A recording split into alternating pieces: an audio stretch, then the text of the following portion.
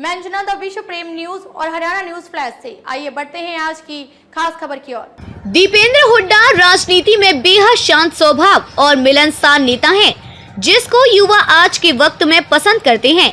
उनके बारे में कहा जाता है कि वो मृदुभाषी और ईमानदार हैं। तो ऐसे में और क्या है चर्चा में जाने से पहले चैनल को फॉलो और शेयर कर दें। दीपेंद्र हुड्डा राजनीति की ऐसी शख्सियत हैं, जिन्होंने अपने लोकसभा क्षेत्र को खूब विकास के मामले में अग्रणी रखा है। बेहद शांत स्वभाव और मिलनसार के साथ ईमानदारी से काम करने की अपनी छवि बनाई हुई है।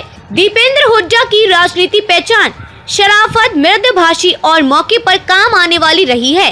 रोहतक की बात करें तो लोकप्रिय सांसदों में रोहतक के सबसे लोकप्रिय सांसद रहे हैं और वर्तमान में राज्यसभा के मेंबर हैं। उनके बारे में अक्सर कहा जाता है कि वो साफ छवि वाले नेता, सादा जीवन और सरल स्वभाव वाले राजनेता के रूप में जाने जाते हैं। इनके क्षेत्र में युवाओं की पहली पसंद रहे हैं और लोग इनको बहुत प्यार भी करते हैं।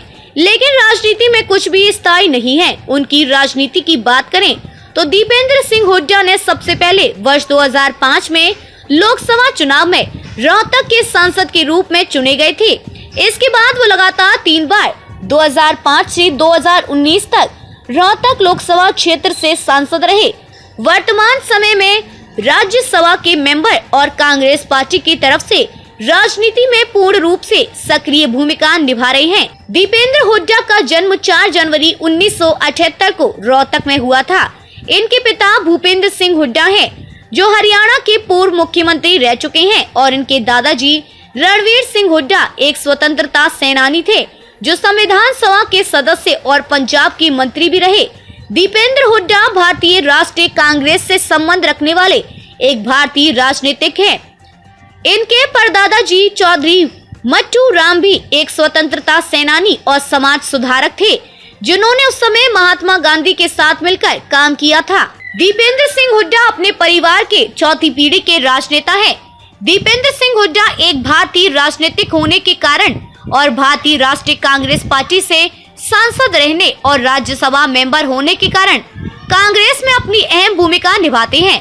दीपेंद्र हुड्डा रोहतक की राजनीति में पुराना नाम है, जो कि उन्हें विरासत में मिली है। दीपेंद्र सिंह हुड्डा ने अपने सांसद के 15 वर्षों के कार्यकाल में रोहतक में एक IIM को स्थापित किया, झज्जर में भारत का सबसे बड़ा कैंसर संस्थान बनाया। इसके अलावा दीपेंद्र हुड्डा ने रोहतक में 5000 करोड़ रुपए के निवेश को लगाकर FDDI और IHM को स्थापित किया। दीपेंद्र सिंह हुड्डा 2005 में राजनीति में प्रवेश करने वाले सबसे कम उम्र के सांसद थे। दीपेंद्र हुड्डा के जीवन में एक ऐसा भी दौर आया था जब वो हताश और परेशान थे, जब उनको उनकी पत्नी ने तलाक दे दिया था।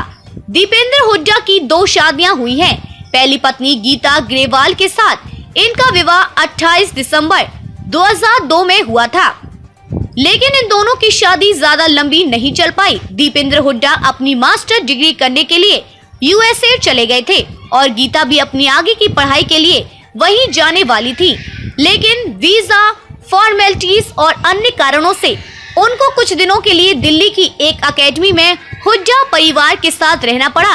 इसके बाद मई माह में वो पंचकुला चली गई और फिर बाद में हुड्डा के घर आने से मना कर दिया और बाद में बात इतनी आगे बढ़ गई कि इनको तलाक लेना पड़ा। इसके बाद दीपेंद्र सिंह हुड्डा का विवाह श्वेता मिर्धा के साथ हुआ, जो अंतर्राष्ट्रीय घुड़सवारी में गोल्ड मेडलिस्ट हैं। इनका विवाह 20 फरवरी 2010 में हुआ था। श्वेता मिर्धा राजस्थान के दिग्गज जाट नेता और 5 बार सांसद रहे नाथूराम मिर्धा की पौत्री हैं। श्वेता मिर्धा हुड्डा ने अमेरिका से पढ़ाई की है और कई इंटरनेशनल कंपनियों के साथ काम किया है। दीपेंद्र हुड्डा जी के पास बैचलर ऑफ टेक्नोलॉजी प्रौद्योगिकी स्नातक, BTech और master of business administration MBA की डिग्री है।